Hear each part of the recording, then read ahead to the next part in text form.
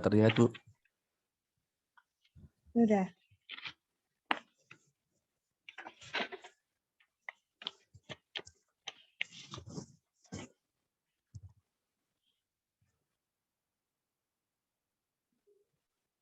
Ya, silakan Mas Fahri langsung nomor 1. Langsung dijawab juga ya, Bu?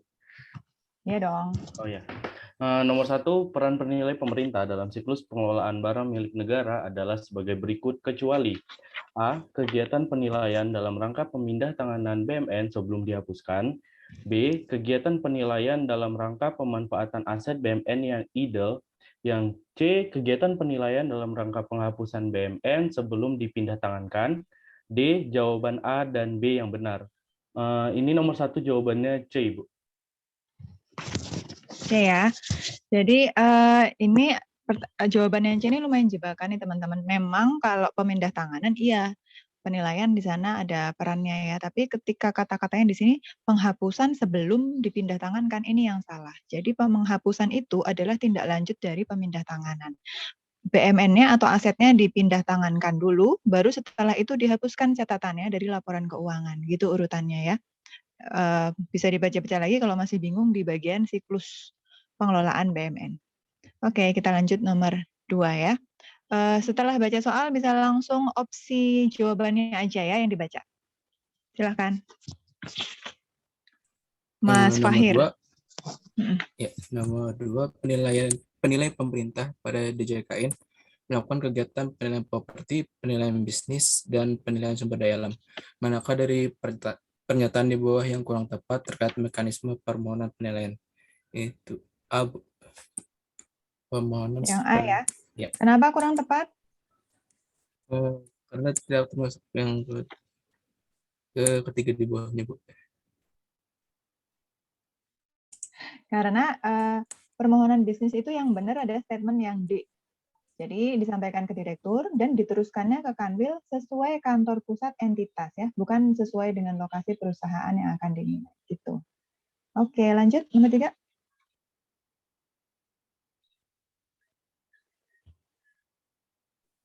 Nomor 3, pengumpulan data melalui survei lapangan dapat tidak dilakukan oleh penilai pemerintah. Dalam hal penilai tidak dapat melakukan survei lapangan, maka penilai pemerintah membuat berapa? Ya, BATSL ya. Kalau nggak bisa survei, maka kita membuat atau menyusun BATSL. Ini teman-teman, kemarin kita udah belajar ya, kalau kegiatannya peninjauan langsung, outputnya apa, kalau nggak peninjauan langsung, outputnya apa, ini salah satu soal terkait sama hal itu. Yuk, next. Nomor 4, laporan penilaian yang dibuat oleh penilai pemerintah pada DJKN memiliki masa berlaku. Manakah dari pernyataan di bawah yang kurang tepat terkait masa berlaku laporan penilaian? Menurut saya C, Bu. Berlaku paling lama 6 bulan sejak tanggal penilaian untuk penilaian SDA selain dalam rangka penyusunan neraca. Seharusnya?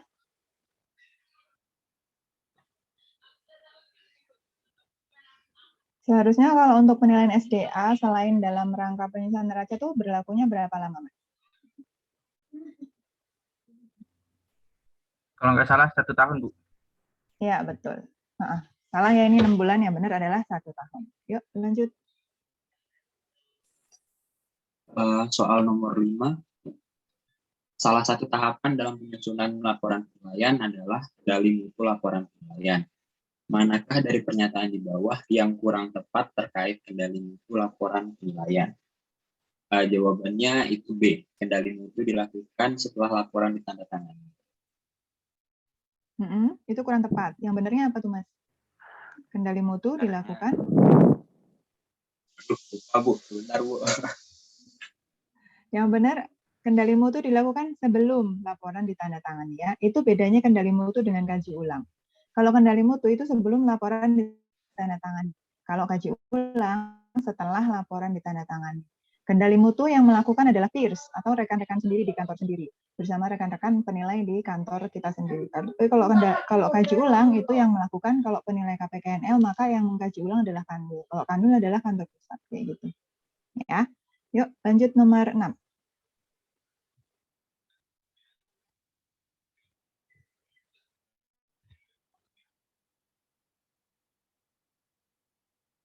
Mas Rozi?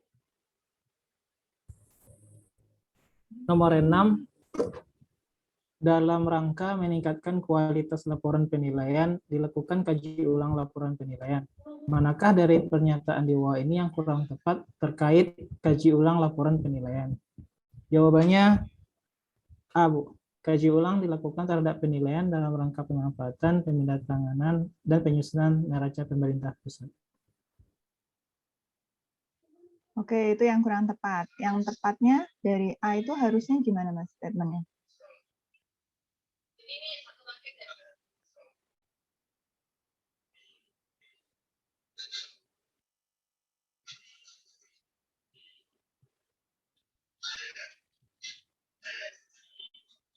Halo, Mas Rozi.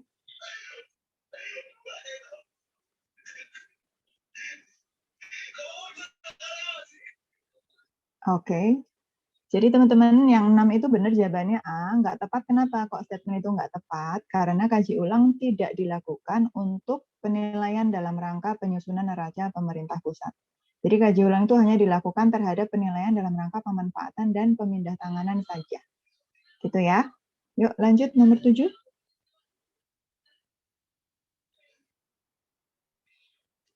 Nomor 7. Ketika Kanwil DJKN kekurangan sumber daya manusia dalam melakukan penilaian, maka Kanwil DJKN dapat meminta bantuan tenaga penilai. Manakah dari pertanyaan di bawah yang kurang tepat mekanisme bantuan tenaga penilai oleh Kanwil DJKN? Jawabannya B.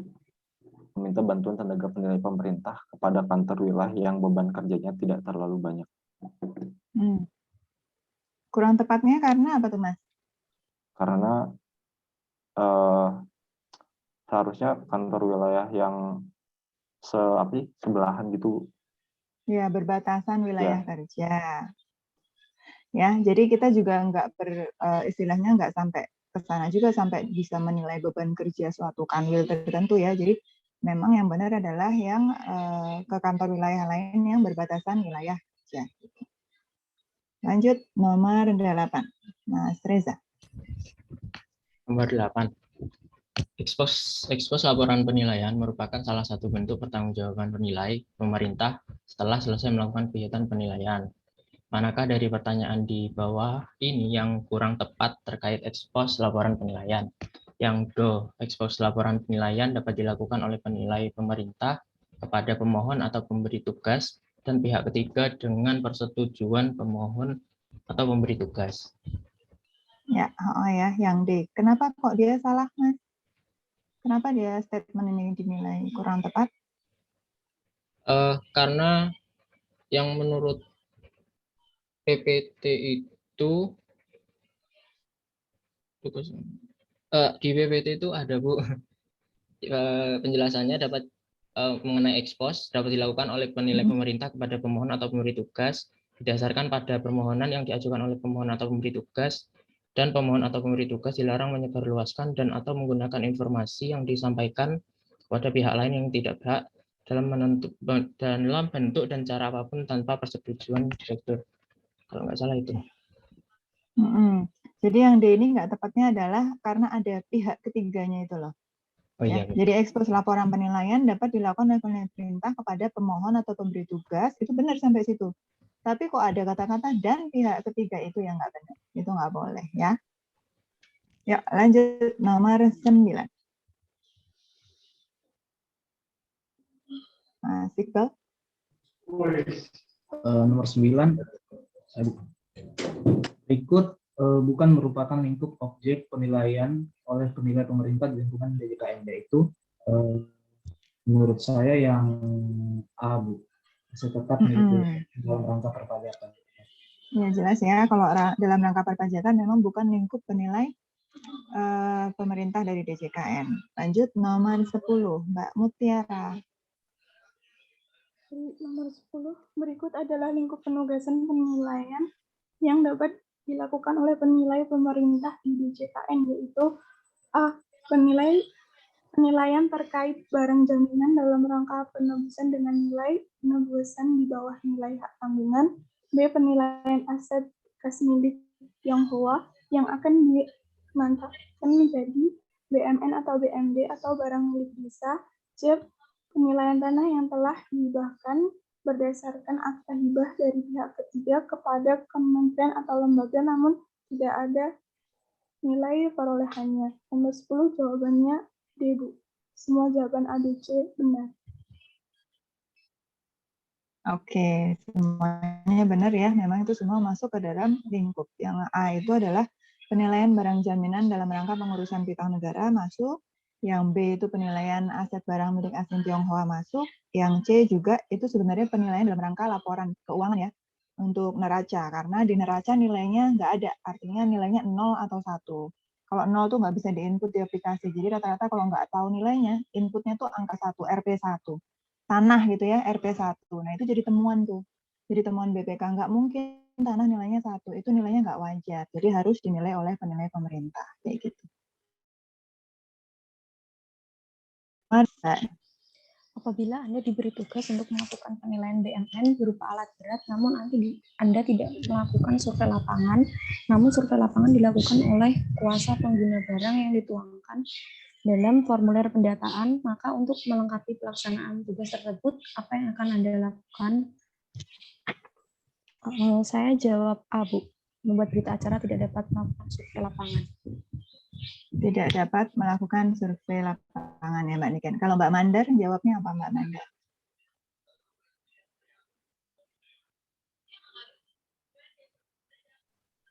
Mbak Mandar ada? Ada Bu, bentar saya lupa. Coba dibaca soalnya Mbak. Apabila Anda diberi tugas untuk melakukan penilaian BMN alat berat.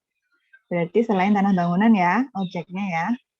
Namun Anda tidak melakukan survei lapangan. Namun survei lapangan dilakukan oleh kuasa pengguna barang. Ini bahasanya Masya Allah.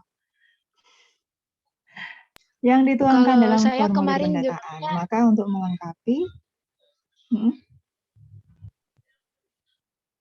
kalau kemarin saya jawabnya C, Bu. C ya. Berita acara tambahan kebutuhan data berupa formulir pendataan dan surat keterangan. Padahal dia sudah bikin formulir pendataan loh. Dituangkan dalam formulir pendataan.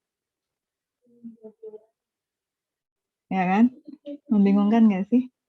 Satu lagi, Mbak Reski. Kalau Mbak Reski jawabannya apa Mbak Reski?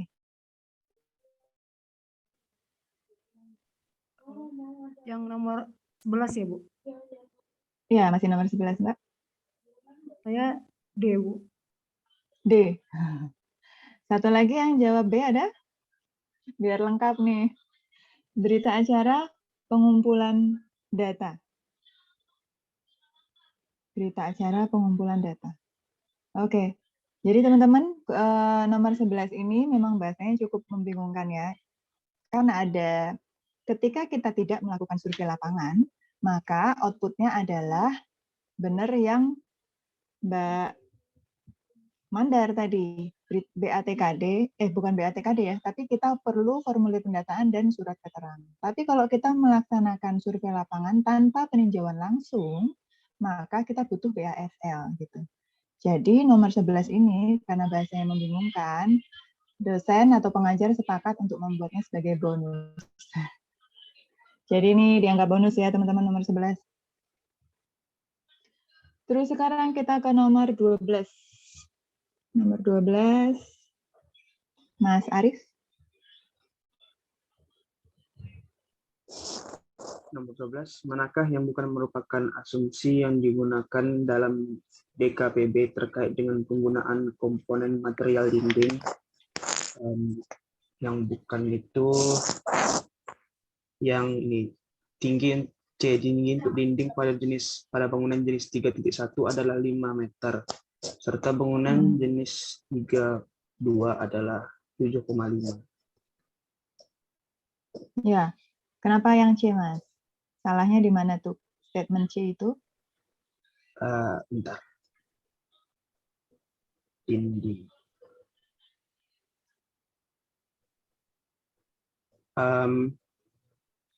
Yang 3 Nih, yang tinggi yang jenis 3,2 itu 7 meter. Iya, yang 3.2 itu tingginya asumsi DKPB-nya adalah 7 meter ya. Jadi ini kelebihan setengah meter. Lanjut, Mbak Rizka. Bila Anda penilai pemerintah ditugasi untuk menilai BMN berupa bangunan seolah peninggalan Belanda yang memiliki ketebalan dinding 20 cm dan ketinggian 4 meter, maka atas kondisi tersebut, C. Saya akan menggunakan DKPB dengan melakukan penyesuaian koefisien pada bagian struktur bangunan dan komponen material dinding. Karena bangunan sekolah itu harusnya 3,5 ya. Terus ketebalan dinding itu juga asumsinya 15 cm. Jadi yang di-adjust atau DKPB-nya harus disesuaikan di bagian struktur sama komponen material dinding. Lanjut, nomor 14. Saya, Bu. Ya, Mas Satria. Bila Anda menilai sebuah bangunan satu lantai dengan menggunakan alat bantu DKPB sesuai survei lapangan, data struktur bangunan memiliki ciri, memiliki struktur bangunan portal bertingkat sederhana, bangunan memiliki ruang-ruang yang sejajar dengan luas yang relatif sama, dan masing-masing ruangan dihubungkan dengan koridor. Umumnya bangunan memiliki jumlah lantai maksimal 4 lantai. Atas kondisi tersebut, maka Anda akan mempertimbangkan. Kalau ini saya jawabnya B, Bu. Penyesuaian struktur bawah ya? Iya, Bu. Iya, benar. Kata kuncinya apa? Bila Anda menilai sebuah bangunan satu lantai. Ya, ini kan ciri-ciri struktur bangunannya. Kalau dari ciri-ciri struktur bangunan ini, kira-kira bangunan apa nih, Mas? Bangunan tipe 4 kalau nggak salah ya, Bu. Tipe 4 titik? Saya lupa lagi, Bu. Titik berapa? Ruang-ruang sejajar, luas relatif sama, masing-masing ruang dihubungkan dengan koridor. 4.2 ya. Kalau 4.1 kan bangunan pos jaga sederhana itu. 4.2 ini adalah sekolah ya kalau nggak salah. 4.3 itu contohnya adalah masjid gitu. Jadi kalau yang 4.2 ini memang kan dia asumsinya maksimal 4 lantai. Ketika dia satu lantai, maka di daftar penyesuaiannya itu harus disesuaikan sebesar 65%. Sudah jelas ada di DKPB ya. Makasih. Kita lanjut nomor 15. Mbak Tia. Nomor 15 yaitu Anda mendapat tugas untuk melakukan survei harga material bangunan berupa pakuseng. Maka data harga material pakuseng dapat Anda peroleh dengan, saya jawabannya D, Bu. Semua jawaban A, B, C benar. Ya, betul, Mbak. Lanjut, nomor 16. Nomor 16. Jika saat survei data, barang atau material untuk menyusun DKPB tidak ditemukan di wilayah yang disurvei, baik di tingkat pengecer atau distributor, tidak dapat diperoleh, maka yang C, Bu, mengambil data di wilayah lain yang menjual barang atau material ditambah dengan ongkos kirim. Jadi kata kuncinya adalah wilayah ya, tidak ditemukan di wilayah yang disurvei. Harus gimana ya? Kita ambil dari wilayah lain yang menjual barang material tersebut ditambah ongkir. Lanjut, 17. Penilaian atas bangunan bertingkat sesuai dengan petunjuk penggunaan DKPB, maka dilakukan penyesuaian dengan besaran koefisien jumlah lantai atas new replacement cost yang dihitung. Penilaian atas bangunan bertingkat sesuai dengan petunjuk penggunaan DKPB, maka dilakukan jumlah ya. Ya. Oke, lanjut. Nomor 18, berikut bukan merupakan pengelompokan kategori material pembentuk daftar komponen penilaian bangunan, yaitu yang C, Bu, material fasilitas. Ya, betul. Lanjut, 19.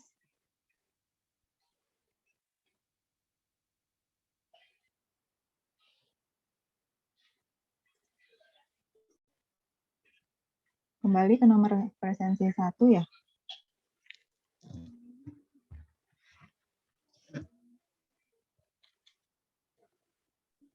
Mas Adit ada? Sumber saya, Bu. Ya. Nomor 21 ya, Bu? 19. Nomor 21. 19 dulu, Mas. Nanti 21 Mas Adit lagi boleh. Berdasarkan data hasil survei lapangan, diperoleh data sebagai berikut. Secara umum, bangunan difungsikan sebagai hunian. Karakteristik umum kategori ini terdiri atas banyak ruang yang dipisahkan dinding permanen. Bangunan terdiri dari satu lantai, sesuai dengan asumsi pada DKPB, maka jenis objek bangunan tersebut merupakan kelompok bangunan jenis yang A, Bu, bangunan jenis 1.1.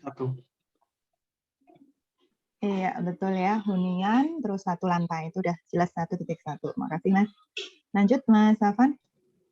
Baik, nomor 20, Anda mendapat tugas melakukan penilaian tanah BMN dengan luas 10,4 hektar. Manakah dari pernyataan di bawah terkait metode penilaian tanah yang mungkin dapat diaplikasikan? Saya jawabnya kemarin D, Bu. A, B, C benar. Ya, tiga-tiganya bisa ya. Perbandingan data pasar bisa. Selagi ada penawaran, tersedia jumlah yang memadai. B juga bisa, C juga bisa. 21. Nomor 21, Anda sebagai penilai pemerintah diminta untuk melakukan penilaian BMN. Objek penilaian berupa tanah dengan lebar 4 meter dan panjang 50 km. Apa yang harus dilakukan dalam analisis perhitungan nilai tanahnya? Jawaban saya B, Bu, menggunakan metode ATF dan membagi objek penilaian dalam beberapa segmen. Ya, betul. Karena ini udah masuk tanah koridor ya, Mas ya. Ini panjangnya Iya, 50 km, 50 km. Jadi udah masuk koridor. Lanjut nomor 22. Dalam sebuah penugasan penilai, melakukan untuk mendapatkan nilai tanah berdasarkan analisis perhitungan dengan menghitung nilai bangunan dan mengurangkannya dengan nilai properti. Berdasarkan analisis perhitungan tersebut, metode apakah yang digunakan oleh penilai? Saya jawabnya B, Bu, metode ekstraksi. Iya, betul, ekstraksi. Lanjut nomor 23. Ini so far jawabannya hampir betul semua nih. Keren. Terus 23. Hitunglah nilai tanah jika berdasarkan pengumpulan data di pasar diperoleh nilai sewa bersih tanah per tahun 150 juta dengan tingkat kapitalisasi sebesar 10%. Jawabannya B. Ya, 1,5 M ya, V sama dengan I per R. 24, Mbak Aini. Yang 24, uji data harga antara masing-masing kabupaten atau kota acuan di lokasi KPKNL yang berada dalam satu wilayah kerja Kanwil merupakan salah satu kegiatan pada proses penyusunan DKPB, yakni yang sinkronisasi.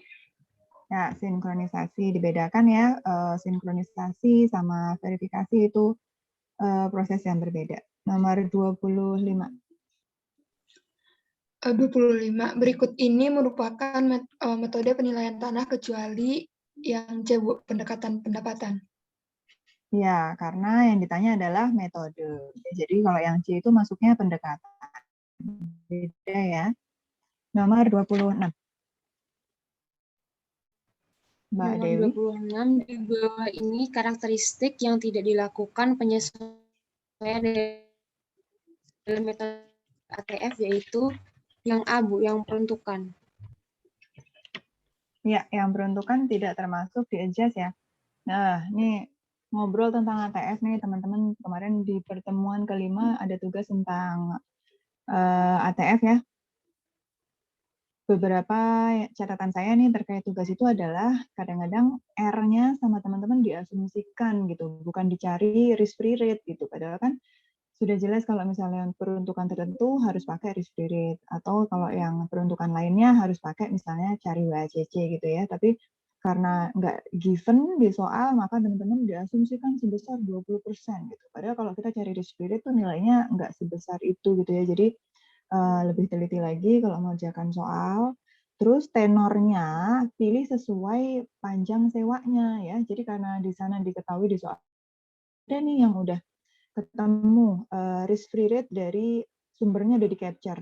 Tapi kemudian yang dipilih adalah tenor 5 tahun, padahal sewanya 3 tahun gitu. Jadi harus disesuaikan juga sama periodisasi sewanya gitu ya. Terus pembobotan jangan disamain. Kalau misalnya hasil penyesuaian antara objek pembanding 1 dan 2 itu berbeda jumlahnya, maka pembobotannya ya jangan sama gitu. Itu juga jadi catatan ya. Terus beberapa ada yang mengadjust parameter-parameter yang nggak perlu disesuaikan. ATF kan hanya 4 aja ya yang perlu disesuaikan. Kemudian akses ada yang di-adjust juga gitu. Jadi terlalu banyak faktor penyesuaian yang nggak sesuai dengan ketentuan. Jadi lain kali lebih ditepati lagi sesuai dengan ketentuan mengenai ATF. Gitu. Ada juga loh yang ditanyain kan segmen 2 aja. Yang dihitung tanahnya segmen 1, 2, dan 3. Keren ya. Jadi dihitung gitu malahan untuk ketiga segmennya itu juga. Padahal kalau segmentasinya berbeda, maka peruntukannya belum tentu sama kan, karena kita harus cari peruntukan untuk tanah-tanah di sekitar segmentasi itu ya. Siapa tahu di segmen 1 beda dengan segmen 2, di segmen 3 juga beda. Segmen 2 kemarin di tugas, kalau teman-teman ingat, itu peruntukannya adalah pertanian. Bisa jadi yang segmentase satunya adalah hunian atau industrial, bisa jadi kan. Jadi cukup dihitung yang ditanyakan aja kayak gitu. Itu beberapa catatan di tugas ATF kemarin. Yuk kita lanjut ke nomor selanjutnya. 27. Nomor 27. Berikut informasi nilai transaksi suatu properti yang terdiri dari tanah dan bangunan. Diketahui harga transaksi, nilai bangunan semi permanen, dan nilai bangunan permanen terdepresiasi. Estimasi nilai tanah menggunakan metode ekstraksi adalah yang B, Bu. 1.165.265.000. Jadi dikurangkan semua ya, Mbak. Yang nilai bangunan semi permanen maupun permanen terdepresiasi semuanya dikurang. Oke, lanjut 28. Tingkat kapitalisasi untuk tanah belum berupa koridor yang dinilai menggunakan ATF untuk dimanfaatkan pada atas permukaan ditentukan menggunakan A. Metode summation dan WACC. Ya, betul. Jadi ini ya bedanya ya, ada yang pakai summation WACC, ada juga yang pakai risk free rate. Tapi kalau peruntukan yang itu kita pakainya yang summation dan WACC. Yuk lanjut 29. Pernyataan di bawah ini yang bukan merupakan hal yang harus dipertimbangkan dalam pembuatan desain lahan dan spesifikasi produk adalah B. Biaya pengembangan. Ya, biaya pengembangan itu setelah desain lahan baru kita memperhitungkan biaya pengembang. Lanjut nomor 30. Nomor 30, luas lahan untuk kafling dihitung dengan mengurangkan total luas tanah dengan item berikut ini kecuali C, luas bangunan. Jadi emang pas kita ngitung lahan untuk kafling itu dari luas total, kurangin dulu sempadannya, karena itu kan ada ketentuannya ya, sempadan itu di ketentuan harus ada sempadan jalan, terus habis itu kita kurangan dulu fasum dan pasos, baru ketemu kafling. Luas bangunan tidak termasuk yang diperhitungkan di situ. Oke, pilihan gandanya udah selesai. Untuk soal esai nggak perlu kita bahas ya, karena itu jelas jawabannya ada di buku. Untuk ATF sama satu lagi apa sih? Coba turun ke bawah, soalnya bisa diturunkan. Mas Arya.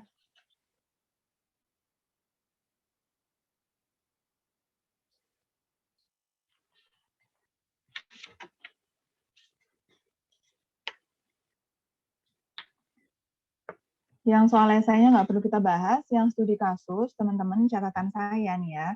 Kalau yang DKPB, teman-teman rata-rata udah banyak yang benar ngerjainnya.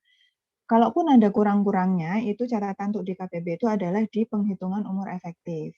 Teman-teman sebenarnya udah kan ya, umur efektif kita udah pernah bahas ya. Jadi kalau ada renovasi, gimana cara ngitungnya? Kan sebelum UTS juga saya udah kasih beberapa penekanan-penekanan lewat Mbak Risca kalau nggak salah. Jadi umur ekonomis itu ada beberapa teman-teman yang mungkin kurang teliti ya menghitungnya, sehingga penyusutannya pun jadi salah, ngambil data di penyusutannya salah. Akhirnya ya sampai ke bawah kayak ikut salah semua kayak gitu.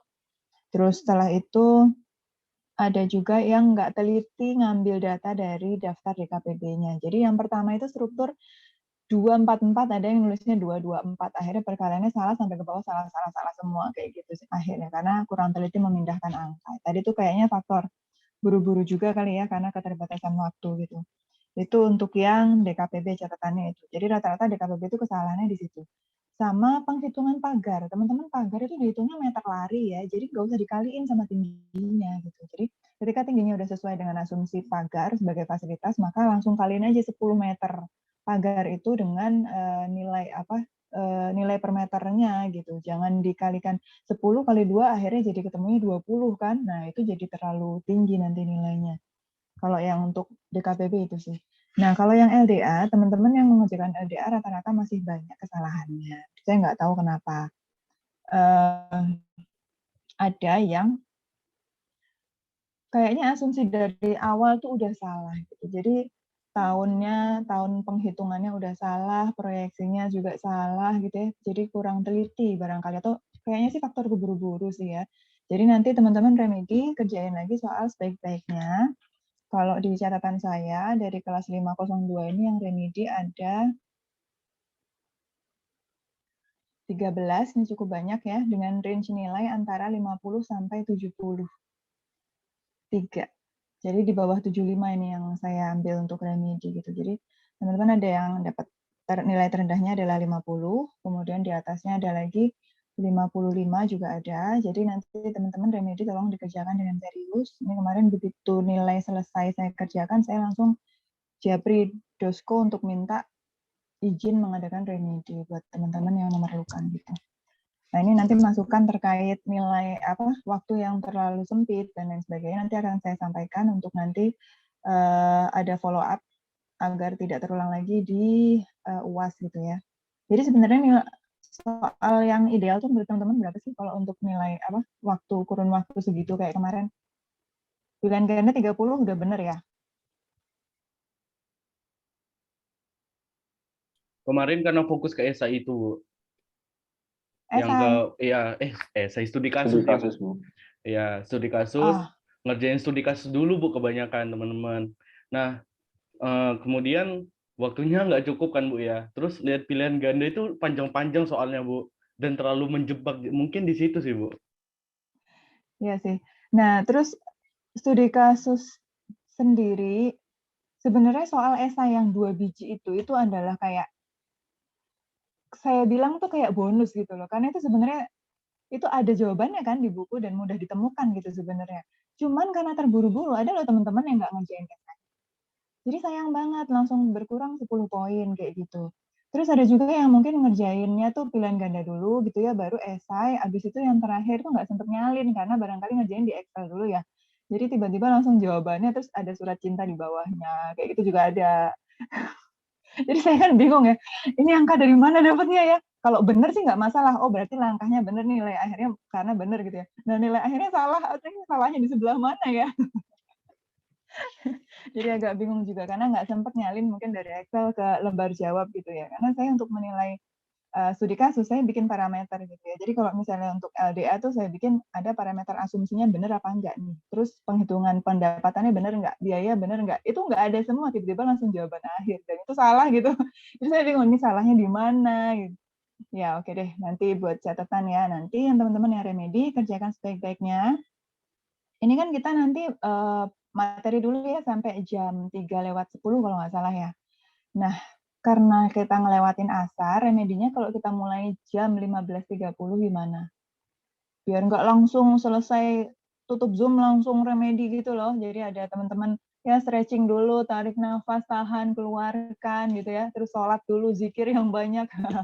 Nggak ada yang bercanda. Ya jadi sempet nggak langsung banget gitu ya. Nanti 15.30 kita mulai remedinya, waktunya 45 menit, nanti saya set di LMS. Jadi teman-teman tertentu nanti daftar nomor presensinya saya share lewat Mbak Rizka setelah kuliah.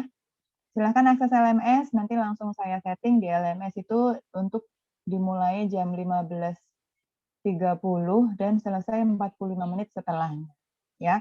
Dan saya menggunakan waktunya waktu LMS ya teman-teman. Jadi kalau Bu, tadi di komputer saya jamnya masih jam segini, kok LMS-nya udah lewat. Nah, itu yang digunakan adalah jam yang di LMS gitu ya.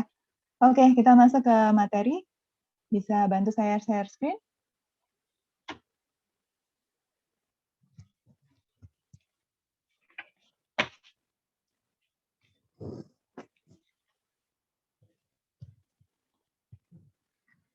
Ya, pertemuan kali ini kita akan belajar tentang pemanfaatan barang milik negara ya. Jadi kita akan dari seluruh proses pengelolaan BMN kita fokus di penilaiannya ya. Dan penilaian BMN itu dilakukan untuk pemanfaatan LKPP dan juga untuk pemindahtanganan. Selain untuk peraturan tujuan lain sesuai ketentuan ya. Jadi kita fokus kali ini ke pemanfaatan BMN dulu.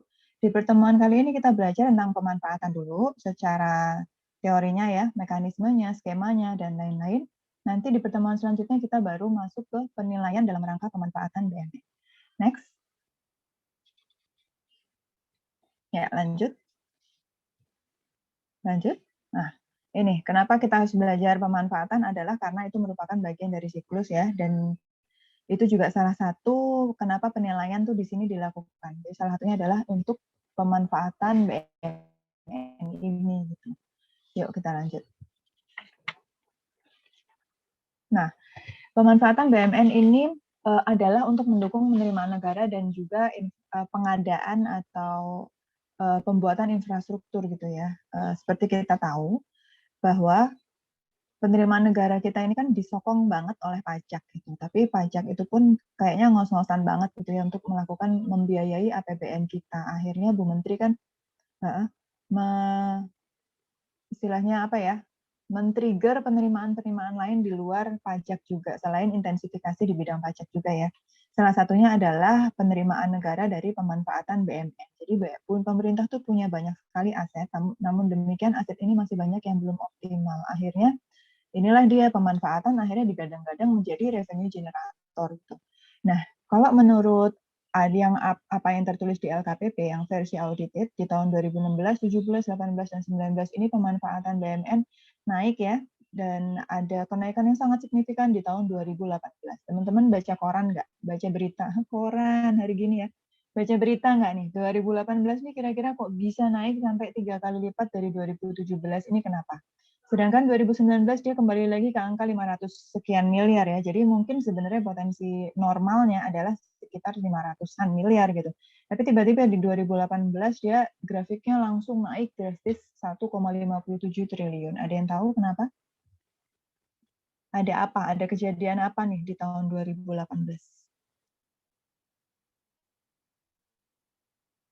Gitu ya.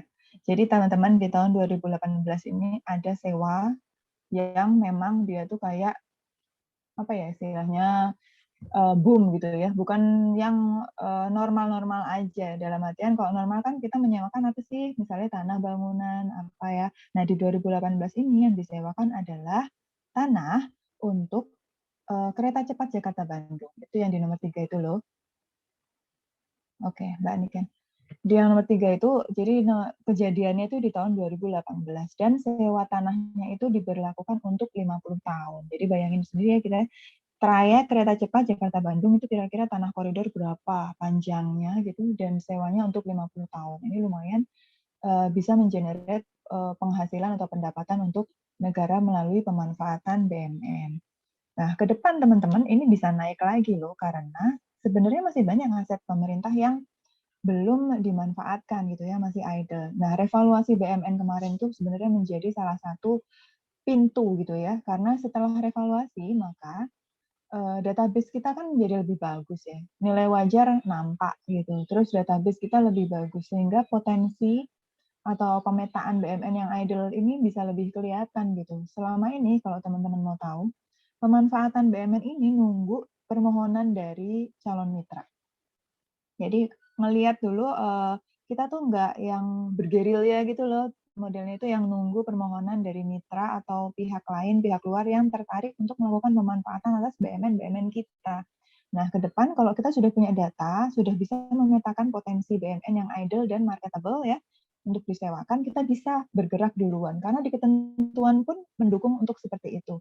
Jadi di ketentuan dituliskan bahwa pengelola barang ataupun pengguna barang itu bisa melakukan pemasaran atau menawarkan BMN-nya kepada pihak lain gitu. Baik melalui media-media lah gitu. Jadi boleh kok dipasarkan selagi itu adalah untuk pemanfaatan BMN dan sesuai dengan ketentuan gitu ya. Terus nih, teman-teman yang ini udah mulai pada bikin tugas akhir apa belum sih kalau di semester 5 gini? Bikin proposalnya, Bu. Udah, Bu. Tes proposal, Bu. Proposal ya. Buat teman-teman yang masih bingung, nih ada peluang nih ya di pemanfaatan BMN ini. Sebenarnya kan tadi masih menunggu bola tadi ya, kita belum terlalu aktif lah dalam menawarkan. Kalau teman-teman mau nih, bikinlah penelitian tentang bisa nggak sih kita bikin semacam portal untuk pemanfaatan BMN gitu. Jadi di portal itu kan kalau lelang sudah ada portalnya, lelang Go ID sudah ada portalnya. Orang pengen ikut lelang, buka aja lelang Go ID. Di sana ada objeknya. Objek itu adanya di KPKNL mana ada. Terus dia nilai limitnya berapa, nilai jaminan berapa, dilelangnya kapan, uang jaminan paling lambat kapan, semua datanya ada di sana. Mau ikut caranya kayak apa, yang harus diupload apa aja, semuanya ada di portal lelang gitu. Nah, pemanfaatan BMN ini bisa loh dibikin seperti itu. Yuk, coba nih teman-teman kalau ada yang tertarik di bidang ini, silahkan ditulis karena memang ini belum ada. Jadi portal pemanfaatan BMN. Di sana nanti ada kita buat database BMN yang idle dan juga marketable untuk disewakan, yang punya harga disewakan lah gitu ya. Misalnya bangunan-bangunan atau tanah yang nggak dipakai, tidak menunjang tusi, itu kan bisa. Nanti di situ orang kalau mau sewa caranya kayak apa, masukkan tata caranya di sana segala macam. Bisa nggak tuh kayak gitu ya, nanti coba. Terus pembayarannya gimana? Misalnya bisa bayar secara digital atau seperti apa ya, kita pakai lah cara-cara pembayaran mekanisme yang sesuai dengan zaman sekarang. Monggo. Yuk lanjut.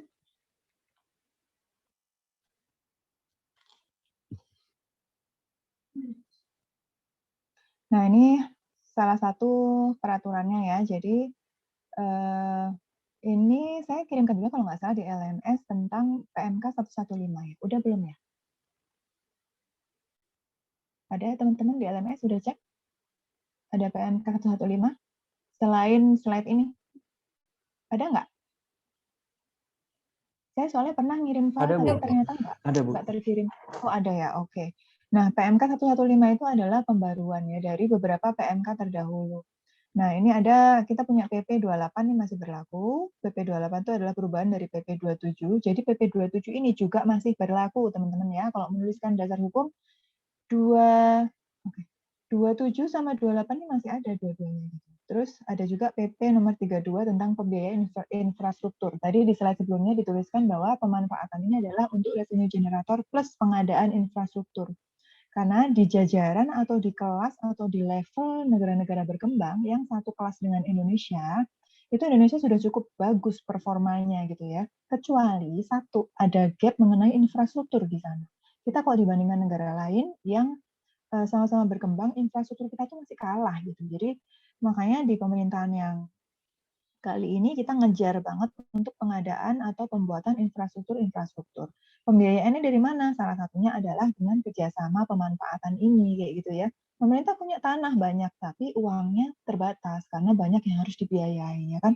APBN kita cukup berat dengan adanya amanat undang-undang di mana kita harus menyisihkan sekian persen untuk pendidikan, sekian persen untuk kesehatan. Itu sudah amanat undang-undang yang nggak bisa enggak. Jadi untuk infrastruktur sendiri juga agak ngos-ngosan untuk memenuhinya, sehingga kita harus pintar-pintar nih nyari partner untuk infrastruktur, mengejar ketertinggalan kita di bidang infrastruktur ini. Terus selain itu ada juga adaptasi proses bisnis dalam dunia usaha. Kita ingin punya tata kelola pemerintahan yang baik. Jadi kalau selama ini aset-aset kita banyak yang terbengkalai, kita ingin gimana caranya ini bisa dikelola dengan baik.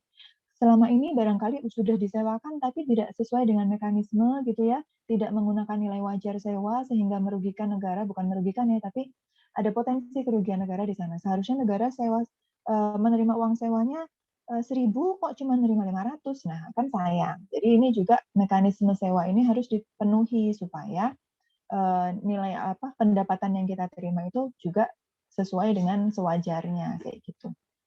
Meningkatkan efektivitas dan efisiensi pengelolaan BMN. Ya, ini juga terus optimalisasi PNBP ini tadi sudah dibahas dan mendukung perkembangan dunia usaha. Apa hubungannya pemanfaatan BMN dengan mendukung perkembangan dunia usaha? Ada yang mau jawab? Tadi terakhir dijawab soal siapa ya?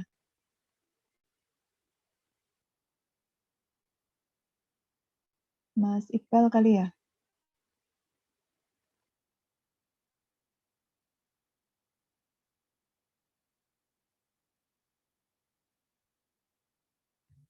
Ada yang mau jawab teman-teman? Tadi saya lupa terakhir yang jawab soal tadi sampai presensi nomor berapa ya? Saya Bu yang terakhir Bu. Oh terakhir Mas Ihsan, berarti sekarang Mas Maman. Mas Maman, tahu nggak kenapa kok bisa sih pemanfaatan BUMN, apa hubungannya sama mendukung perkembangan dunia usaha? Ini kok ada di slide kayak gini sih? Kalau menurut Mas Maman gimana? Maaf Bu, tadi tanyaannya kaitan pemanfaatan BUMN sama apa ya Bu? Kurang jelas. Sama statement yang mendukung perkembangan dunia usaha ini loh Mas, di slide-nya. Yang di tengah paling bawah.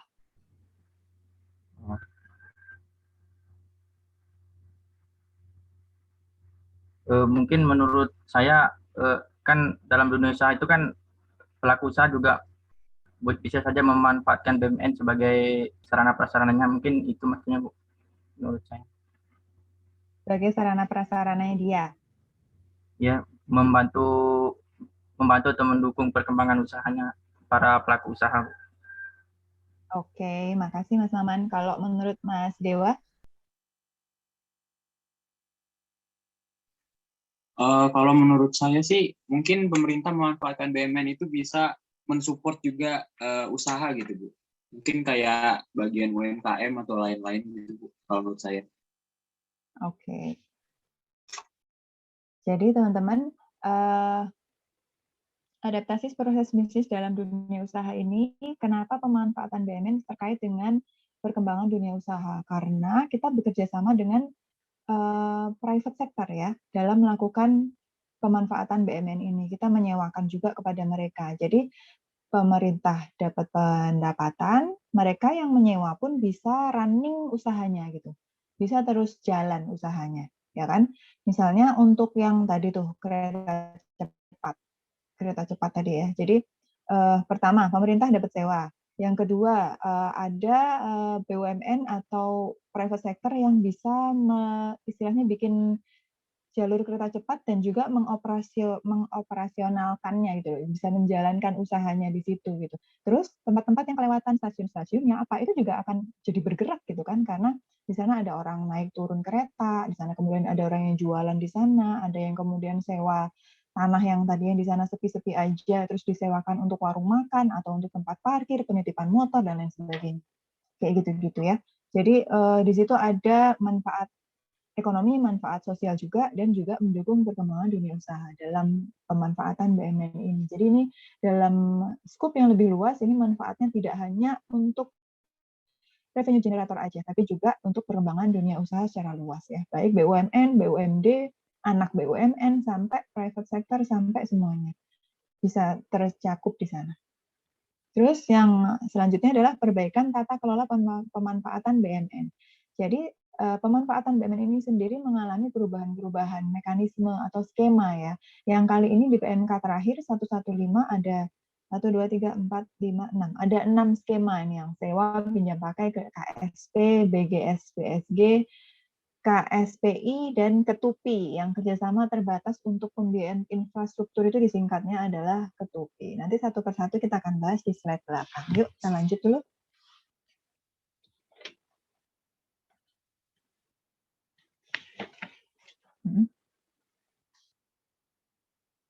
Oke. Ini masih terkait dengan peraturan ya. Peraturan sebelumnya ada banyak, itulah intinya. Ada total 313 pasal, 44 bab, yang kemudian dilakukan simplifikasi, unifikasi, intinya supaya peraturan ini cukup nggak terlalu banyak, supaya nggak membingungkan pihak-pihak yang ingin melakukan pemanfaatan juga. Ini dasar hukumnya apa sih, kok banyak-banyak bener yang harus dibaca gitu ya. Mekanismenya yang bener tuh kayak apa gitu. Jadi biar ya istilahnya user friendly gitu ya. Jadi dibuatlah PMK 115 ini, total ada 107 pasal terdiri dari 10 bab. Ini yang udah saya share kemarin, teman-teman disempetin baca ya. Ini mengatur tentang skema tadi tuh, skema-skema yang di depan tadi ada 6, plus ya kan simplifikasi dan memudahkan stakeholder untuk memahami skema dan tata cara pemanfaatan BUMN. Di belakang nih kita akan belajar apa aja pokok-pokok perubahan. Yuk lanjut. Nah, ini beberapa pokok-pokok perubahannya. Cukup banyak ya. Bisa bantu saya bacakan barangkali Mas Rozi. Nah, baik Bu. Kalau untuk yang pertama, dalam pengaturannya yaitu terkait penyetoran penerimaan negara dari pemanfaatan yang sebelumnya disetorkan seluruhnya ke kas negara, dalam PMK 115 disetorkan seluruhnya ke kas negara kecuali ditetapkan lain undang-undang atau peraturan yang ditetapkan Presiden. Kemudian nomor 2 terkait dengan penetapan status penggunaan yang sebelumnya dilakukan Kepala KPKNL sesuai KMK 781 dalam PMK 115 dilakukan oleh pejabat yang menerima permohonan pemanfaatan. Yang ketiga terkait bentuk pemanfaatan yang sebelumnya berupa sewa, pinjam pakai, KSP, BGS atau BSG, dan KSPI dalam PMK 115 yaitu terdiri dari sewa, pinjam pakai, KSP, BGS, BSG, KSPI, dan tambahnya ketupi. Kemudian yang keempat terkait dengan penilaian dalam rangka pemanfaatan yang sebelumnya dilakukan oleh penilai pemerintah, dalam PMK 115 dilakukan oleh penilai pemerintah atau penilai publik. Kemudian dalam penerusan sewa yang sebelumnya belum diatur, dalam PMK 115 dapat dilakukan oleh pengguna barang. Keenam terkait lelang dalam pemilihan penyewa yang sebelumnya belum diatur, dalam PMK 115 dapat dilakukan dengan lelang hak menikmati. Kemudian yang ketujuh, tata cara penyelesaian sewa terlanjur yang sebelumnya belum diatur, dalam PMK 115 telah diatur dengan melibatkan pengguna dan APIP. Kemudian yang kedelapan terkait subjek pinjam pakai yang sebelumnya pemerintah daerah, dalam PMK 115 itu ada pemerintah daerah dan pemerintah desa. Kemudian yang kesembilan terkait jangka waktu pinjam pakai yang sebelumnya 5 tahun dan dapat diperpanjang 1 kali, dalam PMK 115 yaitu menjadi 5 tahun dan dapat diperpanjang. Kemudian yang ke-10 terkait dengan simplikasi pelaksanaan pinjam pakai dalam kondisi tertentu yang sebelumnya belum diatur, dan PMK 115 serah terima objek pinjam pakai dapat mendahului persetujuan pengelola. Kemudian yang ke-11 terkait penyiapan pelaksanaan KSP dan BGS atau BSG yang sebelumnya belum diatur, dalam PMK 115 diatur bahwa pengelolaan barang dapat memberikan bantuan dan dukungan dalam penyiapan KSP dan BGS atau BSG. Ya, makasih Mas Rozi. Jadi teman-teman ada beberapa yang perlu di-highlight ya. Sebenarnya semuanya penting. Cuman nih, penyetoran penerimaan negara dari pemanfaatan. Yang nomor 1 ini, kalau di ketentuan sebelumnya itu disetorkan seluruhnya ke kas negara. Tapi untuk ketentuan yang baru ini, disetorkan seluruhnya kas negara kecuali ditentukan lain pada undang-undang atau peraturan yang ditetapkan oleh Presiden, Perpres ya. Apa nih yang dimaksud? Kira-kira dalam hal apa? Ini adalah untuk BLU, teman-teman. Jadi kalau untuk BLU, itu pemanfaatan BMN ketika BLU melakukan pemanfaatan, uang penerimaan sewa, KSP-nya itu enggak disetor ke kas negara, tapi bisa mereka kelola sendiri untuk dijadikan atau dicatat sebagai penerimaan BLU gitu ya. Jadi dikelola sama mereka sendiri. Dan BLU itu contohnya apa sih? BLU itu contohnya ada universitas, terus rumah sakit, itu mereka bentuknya saat ini rata-rata adalah BLU ya, sebagian sudah BLU. Jadi mereka kalau misalnya menyewakan aset-aset mereka itu termasuk yang enggak disetorkan seluruhnya ke kas negara kayak gitu ya. Terus PMK 115 ini walaupun jumlah pasalnya tadi lebih sedikit ya, ada simplifikasi di sana, tapi jangan salah, ternyata banyak yang belum diatur di peraturan-peraturan sebelumnya. Ini sudah diakomodir di PMK yang baru ini gitu ya. Jadi dia mengakomodir banyak hal, contohnya kayak penerusan sewa, lelang maksudnya tender ya, tender dalam pemilihan penyewa. Jadi siapa nanti yang bisa memberikan penawaran yang paling menguntungkan gitu kan. Nah, itu dilelang siapa nanti yang bisa. Itu sudah diatur di sini gitu. Tata cara penyelesaian sewa terlanjur. Sewa terlanjur itu yang gimana? Yang selama ini ternyata udah kadung disewakan tapi tidak melalui mekanisme sesuai ketentuan. Harus gimana? Nah, ini sudah diatur juga di PMK 115. Makanya teman-teman baca ya. Nggak semua nih PMK 115 dituangin di slide ini gitu. Jadi di sini hanya pointer-pointernya aja, nanti teman-teman sempetin baca, sudah lebih sedikit kok pasalnya daripada ketentuan sebelumnya yang 300 itu ya, 300 pasal. Di 115 ini tinggal 107 dan terdiri dari 10 bab. Jadi nanti kalau pas senggang bisa nyicil-nyicil baca. Yuk lanjut, next.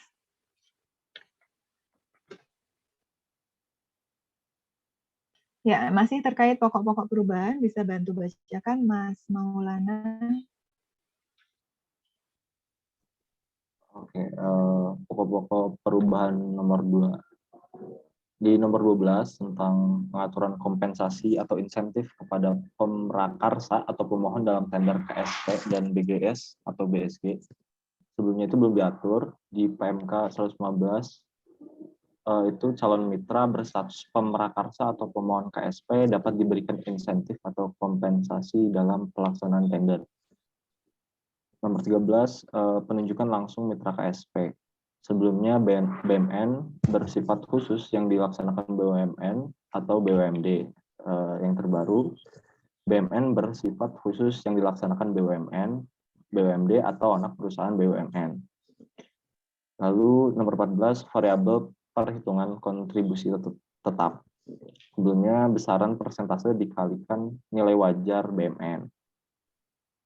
Sekarang mempertimbangkan nilai wajar atau taksiran BMN, kelayakan bisnis atau kondisi keuangan mitra, dan manfaat ekonomi atau sosial. Nomor 15, variabel perhitungan pembagian keuntungan. Sebelumnya nilai investasi pemerintah, nilai investasi mitra, risiko yang ditanggung mitra. Sekarang nilai investasi pemerintah, nilai investasi mitra, kelayakan bisnis mitra, dan risiko yang ditanggung mitra. Nomor 16, perubahan investasi oleh pemerintah atau mitra. Sebelumnya belum diatur, yang sekarang dapat dilakukan implikasi perubahan besaran kontribusi tetap dan atau pembagian keuntungan. Nomor 17, faktor penyesuaian KSP untuk penyediaan infrastruktur dan mitra BUMN, BUMD, atau anak perusahaan BUMN. Sebelumnya paling tinggi 70% dari hasil perhitungan tim atas kontribusi tetap dan pembagian keuntungan. Yang sekarang 10% sampai dengan 70% dari hasil perhitungan tim atas kontribusi tetap dan pembagian keuntungan. Nomor 18 tentang pembayaran kontribusi tetap. Sebelumnya KT pertama dibayar 2 hari kerja sebelum perjanjian ditandatangani. KT berikutnya 31 Maret. Yang sekarang KT pertama dibayar 2 hari kerja setelah perjanjian ditandatangani. KT berikutnya sesuai tanggal dan bulan perjanjian ditandatangani. Nomor 19, mekanisme pembayaran kontribusi tetap. Berlaku juga di BGS atau BSG. Sebelumnya dibayar sekaligus setiap tahun, sekarang dapat dibayar, dicicil, dan diberikan opsi upfront payment selama jangka waktu KSP. Oke. Makasih Mas. KT itu kontribusi tetap, Mas. Itu loh, 18 kan kita bahas tentang pembayaran kontribusi tetap ya. Jadi kalau yang lama tuh KT dibayar 2 hari kerja sebelum perjanjian. Nah, sekarang ada perubahan tuh. Jadi kalau yang ini ya, intinya tadi kan kita punya tekad nih tadi di depan untuk juga mendukung dunia usaha. Jadi perubahan-perubahan ini pun mengakomodir visinya tadi yang di depan. Sehingga nih contohnya kalau untuk penunjukan langsung mitra KSP, tadinya kan BUMN sama BUMD aja. Sekarang karena ini bisa anak perusahaan BUMN juga bisa gitu ya. Terus contohnya lagi, ini nih, variabel perhitungan kontribusi tetap. Kontribusi tetap itu apa sih? Jadi gini, KSP, kerjasama pemanfaatan itu, pemerintah menyediakan tanah untuk kemudian dioperasionalkan atau dibangun oleh mitra gitu ya. Nah nanti mitra ini harus bayar, ada 2 yang dibayar, yaitu kontribusi tetap, dan juga satunya lagi bagi hasil. Gitu. Bagi hasil atau bagi keuntungannya. Nah kontribusi tetap yang di nomor 14 ini tadinya diperhitungkan dari besaran persentase dari nilai wajar BMN. Jadi itu nggak memperhatikan kinerja entitasnya gitu loh. Nggak peduli dia mau kayak apa juga, kita tetap pakainya nilai wajar si tanahnya. Karena pemerintah kan tadi modalnya tanah ya, asetnya biasanya yang dimiliki adalah tanah atau tanah dan bangunan lah yang sudah ada gitu. Nah, dia tidak memperhatikan dia kinerjanya kayak apa, kalau yang kontribusi tetap ini tadinya. Nah, sekarang kita sudah selain mempertimbangkan nilai wajar atau taksiran BMN, juga ada kelayakan bisnis, kondisi keuangan mitra, dan manfaat ekonomi sosial di sana. Jadi sudah lebih komprehensif gitu kalau yang sekarang itu. Kurang lebih kayak gitu ya. Terus yang paling bawah tuh nomor 19 nih contoh.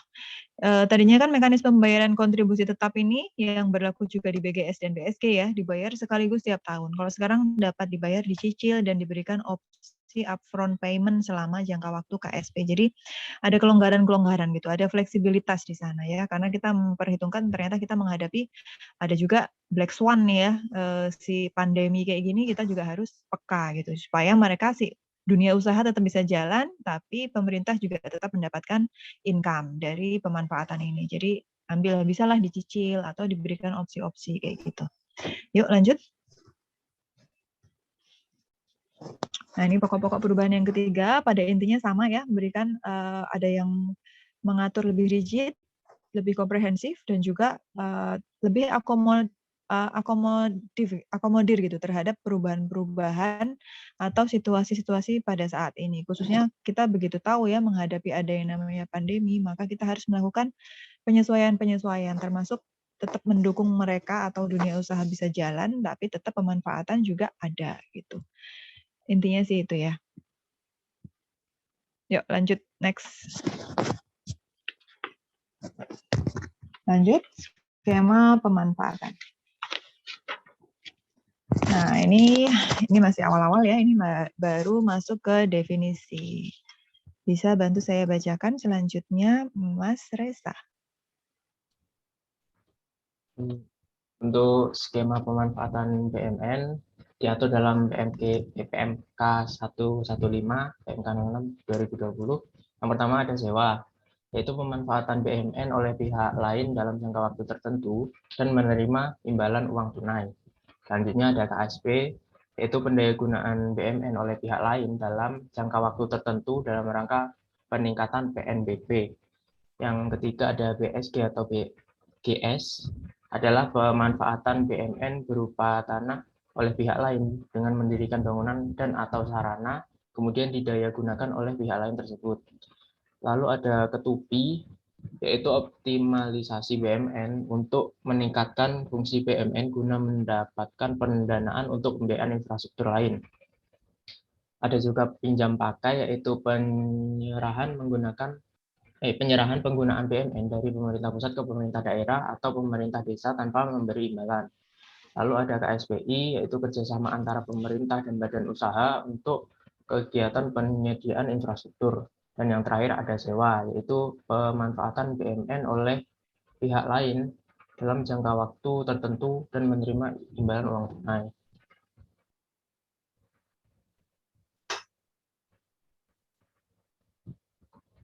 Oke, terima kasih Mas. Jadi teman-teman, sewa ini kita yang diterima oleh pemerintah kan bentuknya ya uang sewa ya, ambilan uang tunai kayak gitu. Kalau KSP itu yang diterima nanti bentuknya tadi ada dua, kontribusi tetap sama bagi hasil. Nah, apa bedanya kalau KSP sama BSG, BGS gitu ya? Kalau KSP itu, nah dia sebenarnya digadang-gadang sebagai salah satu yang akan menjadi tadi ya, ini digadang-gadang menjadi salah satu skema yang akan bisa mendatangkan banyak pendapatan dalam hal pemanfaatan gitu ya. Tapi nih teman-teman yang belum tahu mau nulis tugas akhir apa nih, KSP ini kan dia tadi ada dua nih yang harus dibayarkan oleh mitra, yaitu kontribusi tetap dan juga bagi hasil. Jadi barangkali dari sebagian mitra itu melihat, dari dunia usaha itu melihat KSP ini kurang menarik gitu loh, karena banyak yang harus dibayarkan gitu. Nah, ini perlu diteliti nih sebenarnya ya. Jadi sebenarnya KSP ini mekanismenya udah benar apa belum sih? Sudah pas apa belum? Dan apakah mekanisme ini tuh sudah benar bisa menarik banyak mitra untuk kemudian melakukan pemanfaatan terkait dengan adanya kontribusi tetap dan bagi hasil tadi, apakah itu memberatkan mitra atau enggak, kayak gitu-gitu ya. Itu kita belum bisa ketahui, karena KSP ini ternyata ada yang memandang bahwa itu tadi cukup memberatkan mitra dalam hal pembayaran yang dilakukan ada dua macam tadi ya. Terus BSG, kalau yang BGS sama BSG ini yang bisa dimanfaatkan itu adalah tanah ya, tanah kosong aja. Kalau KSP itu bisa berupa tanah dan TB, tanah dan atau bangunan gitu. Nah, kalau BGS BSG ini sebenarnya kita lebih intinya pada asset acquisition. Jadi nanti kan kalau aset BSG atau BGS sudah selesai pengoperasionalannya oleh pihak atau oleh mitra, itu nanti akan diakuisisikan menjadi milik pemerintah gitu. Jadi titik berat BSG BGS itu adalah pada aset acquisition itu sendiri gitu ya. Nah, kalau ketupi ini agak unik nih ya teman-teman, karena dia adalah optimalisasi BMN untuk meningkatkan fungsi BMN untuk mendapatkan pendanaan untuk membiayai infrastruktur lain gitu. Jadi uang yang kita dapatkan dengan mekanisme ketupi ini nanti untuk bayarin pendanaan untuk infrastruktur yang lain. Gitu. Nah, ini nanti yang ada diatur di PP 32. Kalau teman-teman belum ada, nanti saya share di LMS ya. Terus KSPI itu khusus untuk kegiatan penyediaan infrastruktur. Tadi ya, salah satu pemanfaatan kan adalah triknya pemerintah, strategi pemerintah untuk bisa mengejar atau menutup ketertinggalan kita di bidang infrastruktur. Makanya ada mekanisme khusus untuk penyediaan infrastruktur, itu namanya KSPI. Terus terakhir ada pinjam pakai, ini penyerahan penggunaan BMN dari pemerintah pusat ke pemerintah daerah, atau pemerintah desa tanpa menerima imbalan. Namanya juga pinjam pakai ya. Dan semua mekanisme atau skema pemanfaatan BMN ini tidak merubah status kepemilikan. Ya. Jadi tetap ini semua adalah milik pemerintah yang hanya dimanfaatkan sementara aja, jangka waktunya tertentu aja. Termasuk pinjam pakai. Namanya juga pinjam, nanti harus dikembalikan. Di Jogja sendiri kemarin ada pinjam pakai, itu asrama haji. Jadi asrama haji kan sekarang lagi nggak beroperasi ya, lagi nggak dipakai, akhirnya dipinjam pakaikan. Asrama haji itu kan di bawahnya Kemenak, itu masuk pemerintah pusat tuh. Kemenak itu kan instansi vertikal ya. Jadi dari si Kemenak ini, Kementerian Agama itu dipinjam pakaikan ke Pemda Kabupaten Sleman, gitu. Karena dia lokasinya ada di Sleman, di Ring Road Utara. Nah, di situ digunakan untuk shelter penderita COVID yang ringan gitu ya, penderita ringan gitu. Karena kalau berat kan harus di rumah sakit ya, butuh fasilitas kesehatan yang memadai. Nah, ini karena ringan aja, gejala ringan, jadi butuh tempat isolasi. Ini menggunakan mekanismenya pakai pinjam pakai dari asrama haji itu, dan lumayan sih banyak digunakan, banyak juga tingkat kesembuhannya juga yang saya dengar cukup tinggi gitu. Kemarin serah terimanya saya kebetulan mengikuti juga di Kanwil Kemenak Jogja. Ini salah satu contoh pinjam pakai. Itu nggak ada biaya sama sekali kalau ya, karena di sana ada manfaat-manfaat lain yang lebih diutamakan. Gitu.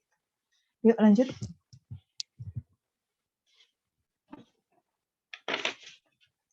Nah, ini gambaran umum bentuk pemanfaatan. Ini udah dibuatin skema di sini ya. Jadi kalau untuk sewa, pinjam pakai, KSP, BGS, BSD, KSPI, ketupi itu mitranya siapa sih yang bisa? Ini kayak rangkuman kayaknya ya, resum gitu. Nanti sebenarnya penjelasan lengkap juga ada juga sih. Tapi ini resum dulu di depan.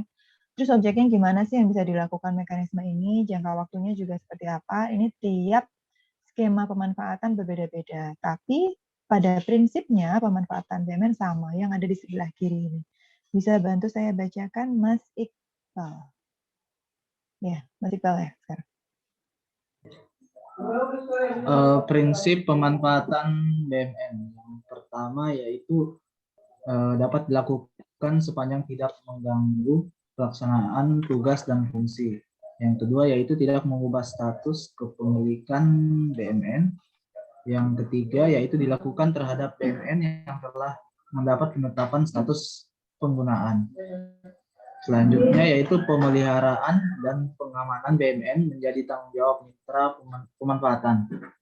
Selanjutnya yaitu penerimaan negara disetorkan seluruhnya ke kas negara, kecuali ditentukan lain oleh undang-undang. Selanjutnya yaitu BMN yang menjadi objek pemanfaatan BMN dilarang dijaminkan atau digadaikan. Selanjutnya yaitu penilaian dalam rangka pemanfaatan BMN dilakukan oleh penilai pemerintah atau penilai publik. Kemudian pengelola barang dapat memberikan bantuan dan dukungan dalam rangka penyiapan pemanfaatan BMN. Kemudian yang terakhir yaitu pemanfaatan dapat dilakukan dalam rangka penyediaan infrastruktur. Di sini ada catatan yaitu kecuali untuk KSP dan sewa untuk infrastruktur dapat dilakukan maksimal 50 tahun. Nah, untuk gambaran umumnya untuk sewa yaitu mitranya ada perorangan, BUMN atau BUMD, badan usaha lain, dan unit penunjang pemerintah. Objeknya tanah dan atau bangunan selain TB. Kemudian jangka waktunya maksimal 5 tahun dan dapat diperpanjang. Kemudian untuk pinjam pakai, mitranya yaitu pemerintah daerah dan pemerintah desa. Kemudian objeknya tanah dan atau bangunan selain TB. Kemudian jangka waktunya sama yaitu maksimal 5 tahun dan dapat diperpanjang. Kemudian untuk KSP mitranya yaitu BUMN atau BUMD swasta kecuali perorangan. Untuk objeknya tanah dan atau bangunan selain TB. Kemudian jangka waktunya maksimal 30 tahun dan dapat diperpanjang.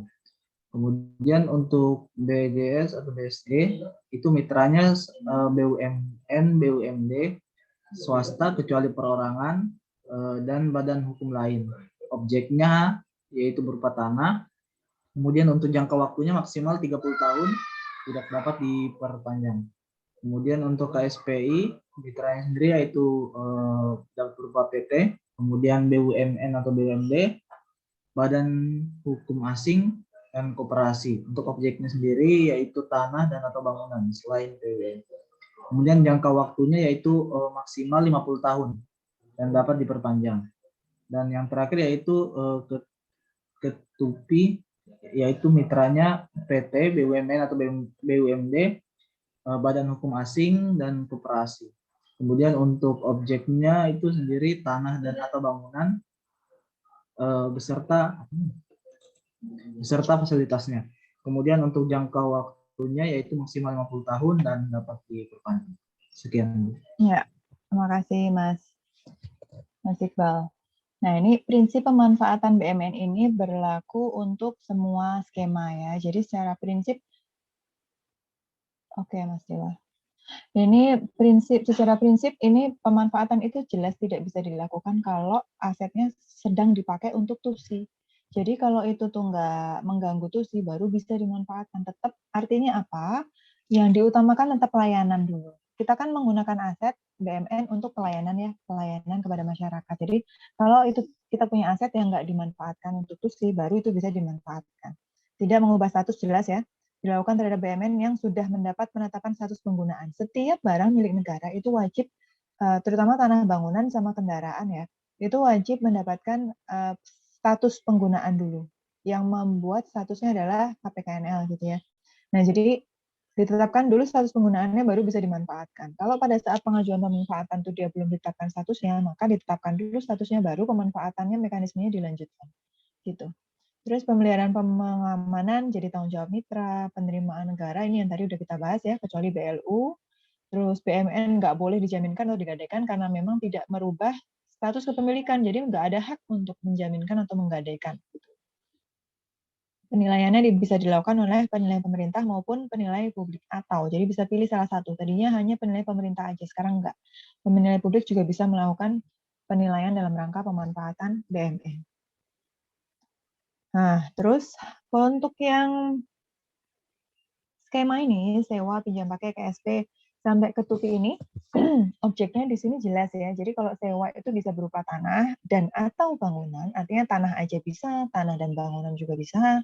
Selain tanah dan bangunan juga bisa. Misalnya apa? Misalnya alat berat ya, kita menyewakan alat berat yang nggak dipakai sehari-hari. Kita punya, TU punya misalnya, disewakan, bisa. Kalau tanah dan bangunan tuh yang biasa apa sih yang lazim disewakan? Coba deh yang mau tanya ya. Teman-teman coba pikirkan aset BMN yang kira-kira lazim disewakan itu apa? Kalau yang tanah dan atau bangunan ini mudah ya. Cukup mudah lah. Mungkin teman-teman cukup familiar. Biasa disewakan untuk keperluan apa gitu. Atau asetnya apa? Tadi terakhir siapa sih? Mas Iqbal. Mbak Mutiara, ada Mbak Mutiara? Hadir, Bu. Nah, Mbak Mutiara, biasanya pernah dengar nggak aset BMN itu yang disewakan tuh rata-rata apa sih? BMN, gedung mungkin, Bu. Buat apa tuh? Gedung tuh disewain buat apa? Gedung mungkin bisa disewakan untuk acara-acara seperti resepsi pernikahan, gitu-gitu, Bu. Mungkin. Nah, betul ya.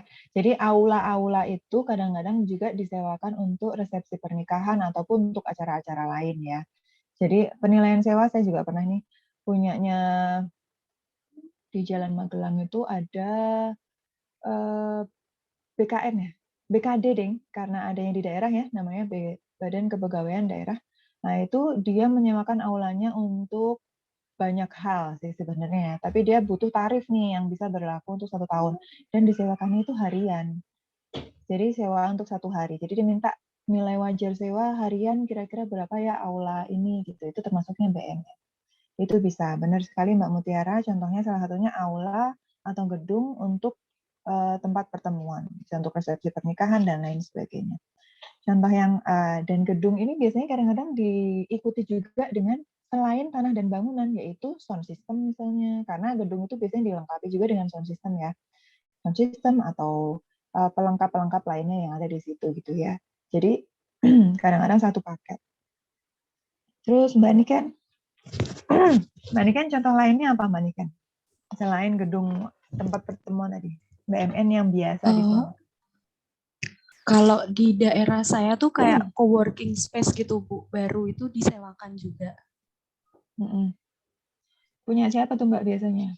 Punya kantor pemerintah juga ya? Punya Bakorwil Bu kalau di sini. Oh, disewakan untuk? Disewakan untuk rapat, terus kayak seminar-seminar gitu Bu. Ya, itu juga bisa ya Mbak. Makasih Mbak Niken. Terus Mbak Mandar, contoh apa lagi Mbak Mandar biasanya?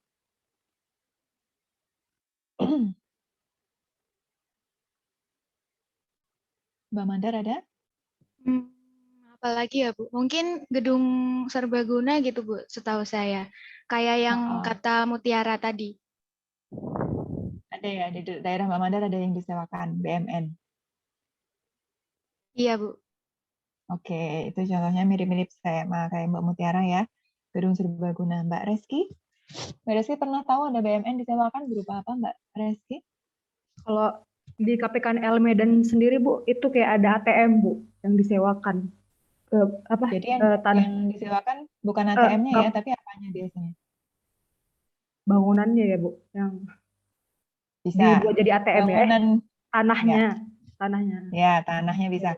Jadi untuk ATM ya, Mbak Reski, bisa kita menyewakan tanah, berupa tanah, kemudian dia yang membangun sendiri bisa, atau kita bisa membuat galeri ATM untuk disewakan juga bisa. Jadi nanti dalam satu ruangan itu, tanah dan bangunan itu bisa jadi beberapa penyewa di situ ya. Ada bank A, bank B, bank C, bank D, ada beberapa bank yang menaruh mesin ATM di sana. Kayak galeri ATM gitu loh, jadi satu bangunan terdiri dari beberapa ada ATM, beberapa ATM di sana. Itu ya Mbak Reski ya. Ya Bu. Oke, makasih. Terus Mas Arief ada lagi Mas Arief? Kantin kantor disewa. Ya.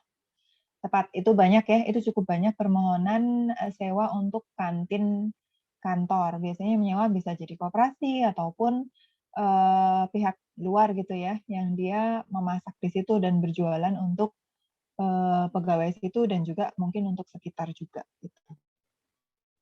Satu lagi, Mbak Risha?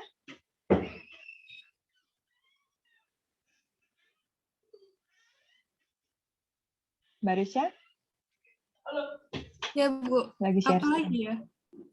Apalagi ayo.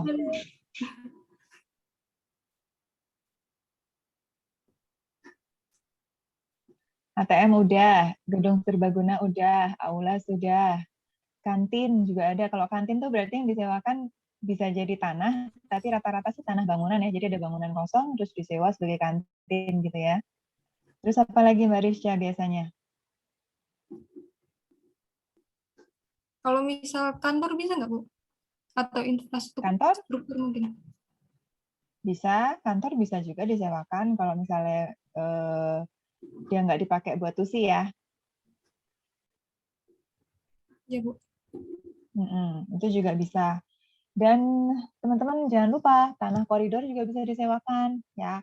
Untuk buat apa? Kadang-kadang buat narok, buat BUMN atau buat perusahaan swasta narok atau menanam kabel optik itu juga sewa loh ya. Terus untuk narok monopol atau BTS gitu ya. Terus kadang-kadang juga saya pernah menilai lapangan parkir yang disewakan untuk pameran gitu. Jadi ada satu halaman RRI Jogja yang Jogja dan sekitarnya yang tahu ya. Jadi RRI yang di Jalan Avandi itu di dekat Kejayaan tuh lapangannya luas gitu ya. Sedangkan mereka tuh sebenarnya nggak terlalu banyak tamu gitu. Cuman dia punya fasilitas tanah di depan bangunan yang sangat luas. Itu kadang disewa oleh karena di situ banyak kampus ya. Ada Sanata Dharma dekat situ, ada UNY, ada macam-macam, ada beberapa kampus di situ. Ada UIN juga di situ, mereka kadang bikin pameran. Nah, mereka bikin pamerannya di situ. Dia nyewa lapangan parkirnya. Jadi dia sewa tanah. Dan itu sewanya bisa per jam ataupun bisa harian. Jadi dia kadang minta nilai wajar sewanya berapa ini untuk 1 hari atau untuk per jam kayak gitu. Kadang-kadang mintanya tuh kayak gitu karena pasarnya seperti itu ya. Terus selain itu juga ada sewa tanah juga. Buat pameran udah, buat ini, kalau pas saya tugas di Serang itu, tanah disewa buat melakukan lelang. Lelangnya adalah dari finance gitu loh, tahu nggak sih? Jadi ada kan ya kalau kita misalnya beli motor secara kredit, itu menggunakan lembaga pembiayaan kayak Adira atau apalah ya gitu ya, BAF atau apa, itu kalau misalnya pembayarannya nggak lancar, mereka akan mengambil kembali motor itu, kemudian dilelang. Nah, mereka tuh butuh tempat untuk naruh kendaraan-kendaraan itu, dan kemudian dilelang. Jadi supaya ramai, mereka nyari tempat-tempat yang strategis. Kebetulan tempat strategis itu adalah halaman atau miliknya kantor pemerintah, yang itu BMN. Akhirnya mereka sewa di situ untuk naruh barang-barang dan juga melakukan lelang. Sewanya biasanya bulanan. Bisa sebulan, bisa berapa bulan, tergantung mereka mau melakukan lelangnya berapa lama gitu ya. Menaruhnya. Jadi kayak tempat pameran plus nanti hari-hari tertentu mereka melakukan lelang di situ. Bisa. Jadi ada banyak nih sebenarnya mekanismenya teman-teman. Memang sewa ini potensinya cukup tinggi. Jadi kalau bisa, kalau kita punya database, kita punya portal pemanfaatan BMN, kemungkinan bisa mengenerate revenue lebih banyak gitu. Ya, jadi potensinya masih banyak. Itu untuk sewa. Maksimal 5 tahun dapat diperpanjang. Sekarang rata-rata dapat diperpanjang gitu ya. Artinya apa? Ada, oh iya, jam berapa ini? Oh iya. Teman-teman, saya minta waktu untuk ke portal sebentar ya. Makasih Mbak Risca sudah mengingatkan.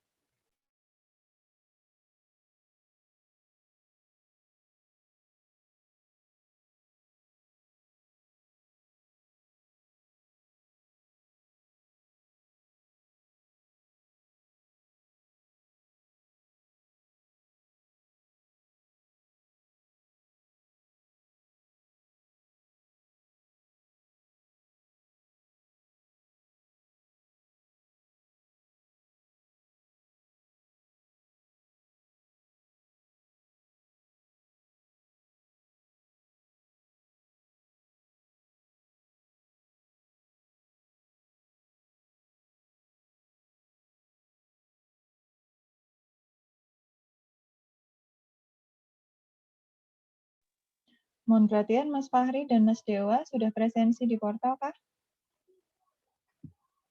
Saya masih gagal, Ibu. Belum muncul berhasil, Bu. Oke. Saya bantu aja ya.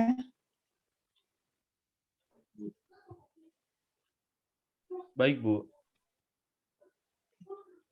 Teman-teman kalau di portal waktu kuliah udah selesai itu, di teman-teman juga ada kayak alarm gitu nggak sih?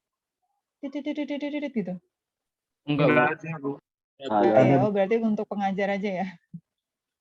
Soalnya kadang-kadang kalau saya lupa ngisi portal nih ya, karena terlalu asik bercerita kayak gini nih. Tiba-tiba itu panik, aduh, gimana nih belum ngisi. Jadi makasih Mbak Risya udah diingetin. Kita lanjut ya, masih ada waktu sedikit lagi ini. Oh ya teman-teman, kemarin saya diinfokan oleh Dosko kalau nanti ada tugas praktek penilaian ya teman-teman, nanti ada presentasinya juga, nanti satu kelas dibagi menjadi, kalau dari Dosko sih antara 4 sampai 5 orang, menurut teman-teman bagusnya 4 atau 5? Ini ada 29.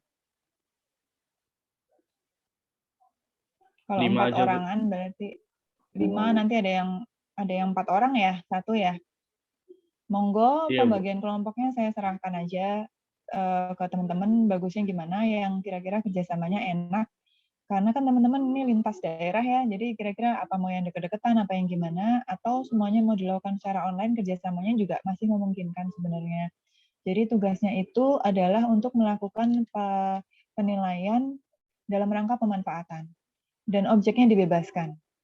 Dan semuanya datanya nggak boleh given dari pengajar. Jadi teman-teman cari sendiri datanya di lapangan gitu ya. Dan pemanfaatan itu bisa intinya kan bisa sewa atau yang lain-lain ya, misalnya ada aset yang nggak digunakan, nggak harus punya pemerintah, misalnya punya lingkungan gitu ya, ada aula, kira-kira ini nilai sewa wajarnya berapa ya kalau mau disewa oleh warga gitu. Nanti cari pembanding dan lain sebagainya, kayak gitu ya. Jadi paling nggak udah ada gambaran dulu, kalau nanti presentasinya kayaknya kan nggak mungkin ya kalau 6 kelompok itu di satu pertemuan ya. Ya kan? Paling nggak 2 pertemuan, atau kalau mau dicicil, maksudnya dicicil tuh di pertemuan berapa presentasi 2 kelompok, 2 kelompok, 2 kelompok sambil tetap ada materi. Itu nanti terlalu lama rasanya gitu loh. Jadi mungkin kita ambil di 2 pertemuan terakhir deh. Gitu. Ya, nanti materinya jadi ada sedikit pemadatan, teman-teman. Oh ya, kita ada libur nggak sih kalender akademiknya? Ada Bu, Natarunya ada. Oh, Natarunya tuh dari tanggal berapa sampai tanggal berapa ya? Masalah 26 apa ya Bu? Saya kurang ingat Bu. 1 minggu ya? Sekitar situ Bu. Oke. Sekarang kan tanggal 10, tanggal 17 kita Liburnya masih seminggu. ketemu. Tanggal 17 masih ketemu, tanggal 24 juga masih ketemu. Atau 24 udah libur? Masih Bu, 3 minggu kuliah dulu Bu. Oke, berarti nanti presentasi di tahun baru kayaknya nih ya.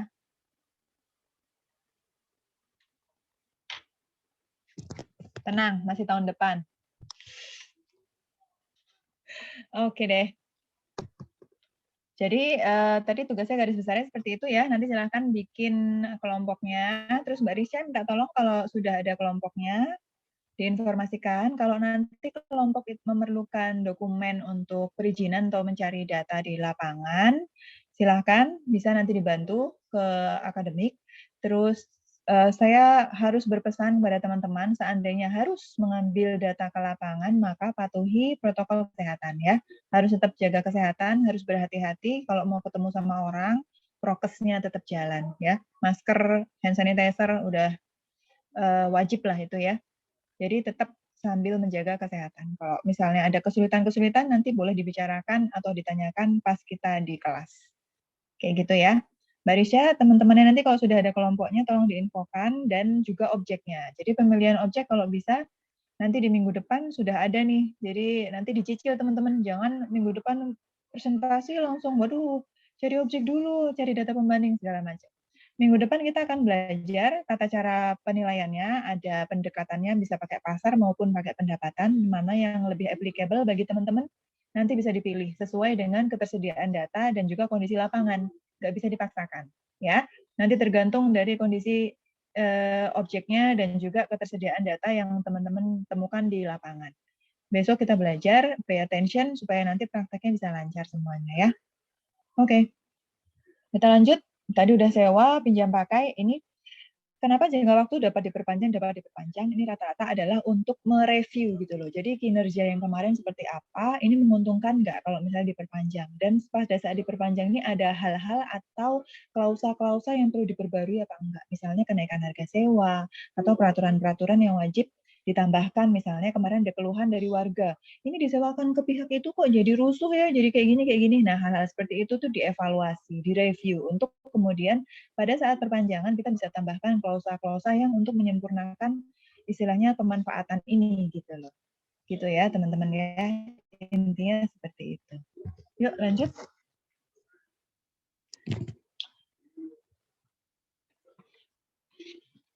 SOP umum pemanfaatan BMN.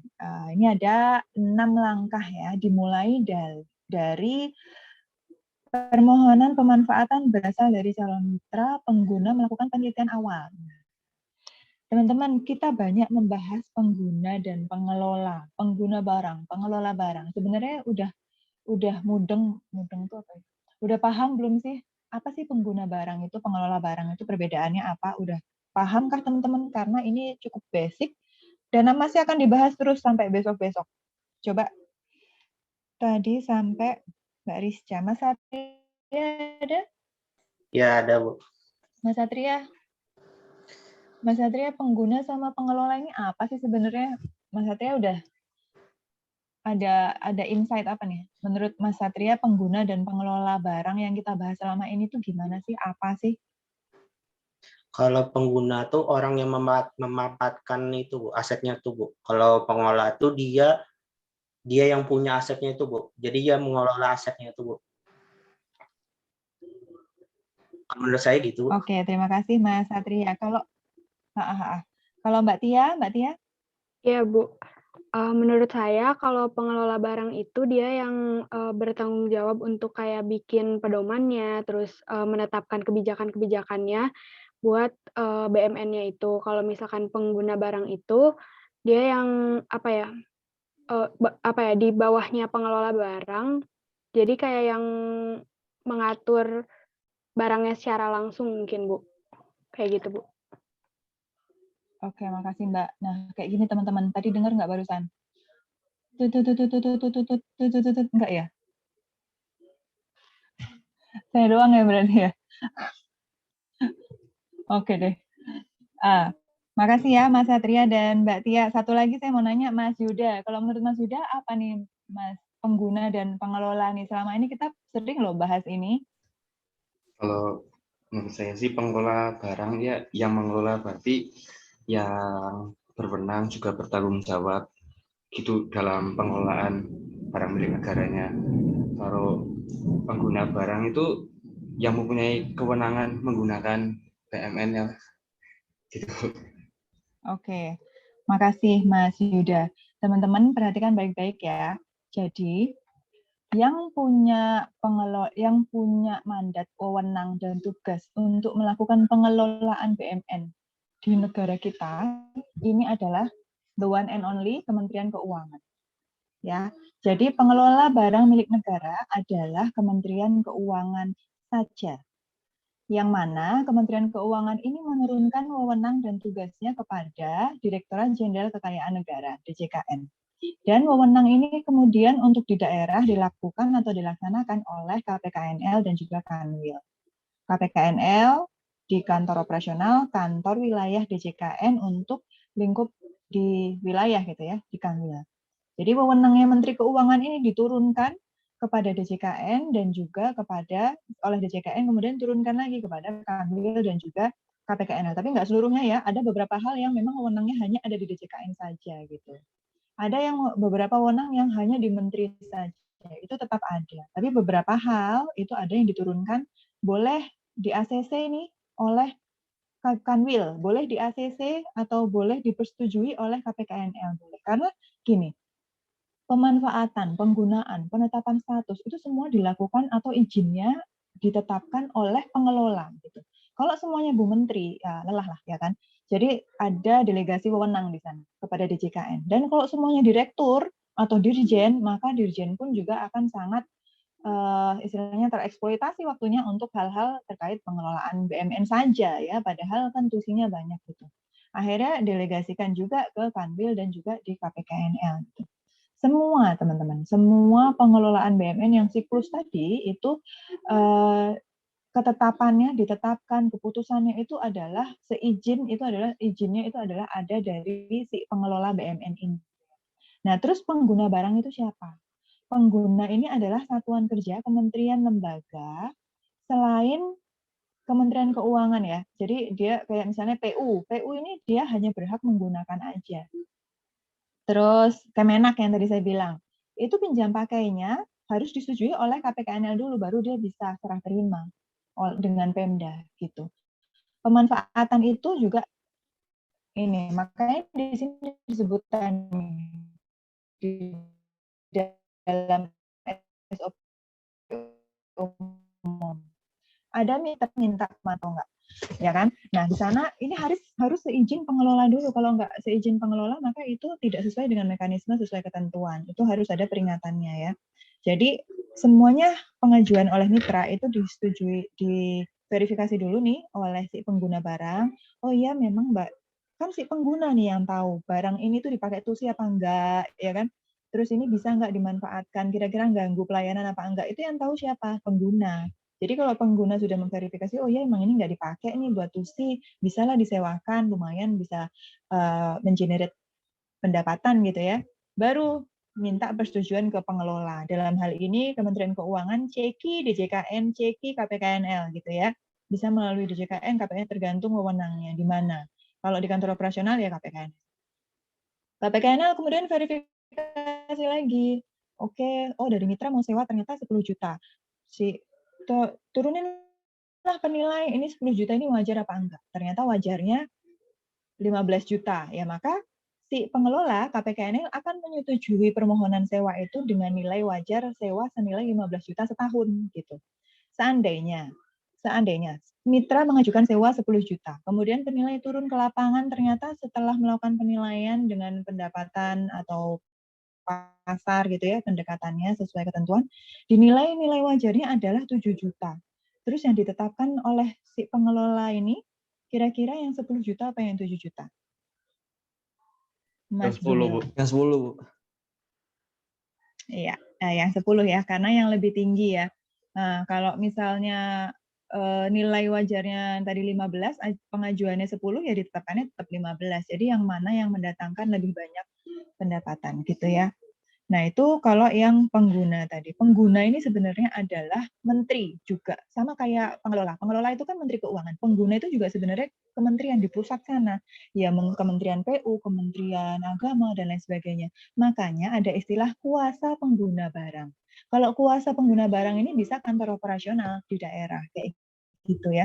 Ada kantor Kemenak di Jogja, misalnya Kandepak, kayak gitu. Itu yang di daerah-daerah itu namanya kuasa pengguna barang.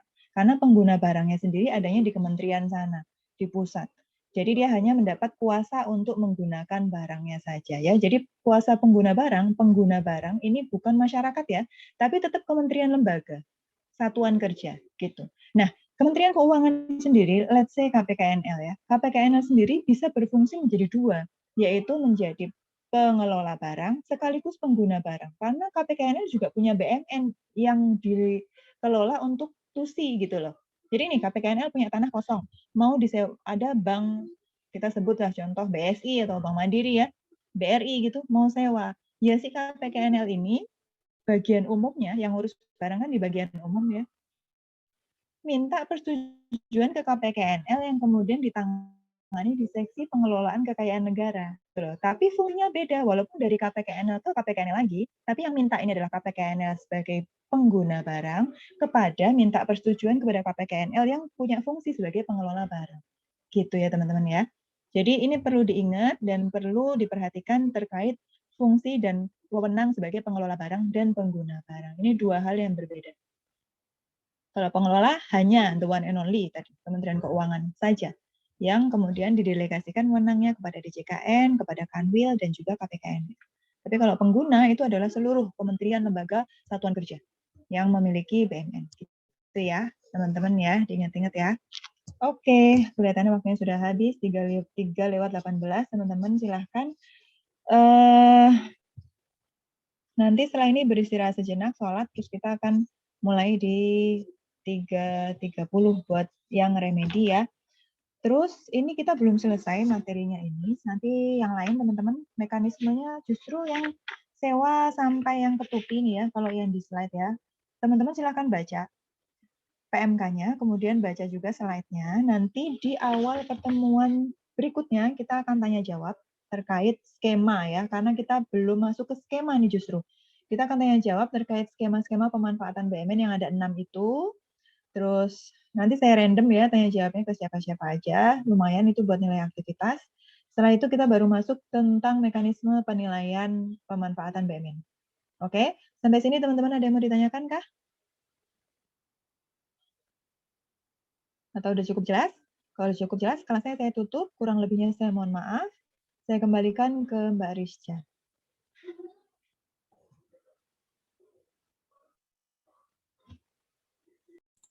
Baik, terima kasih.